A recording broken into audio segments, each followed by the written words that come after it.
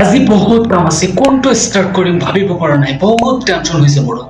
তেন্তে মই আপোনাক আজি এটা বস্তু দেখুৱাব বিচাৰিছো, আৰু সেই বস্তুটো হৈছে আৰু সেই বস্তুটো যদি প্ৰেক্টিচ কৰে তেনেহ'লে আপোনাৰ অভাৰ থিংক নহ'ব, টেনশ্যন নহ'ব। ঘড়ীৰ কাঁটাডাল আগবঢ়াৰ লগে লগে আপোনাৰ কনফিডেন্সটো বাঢ়িব।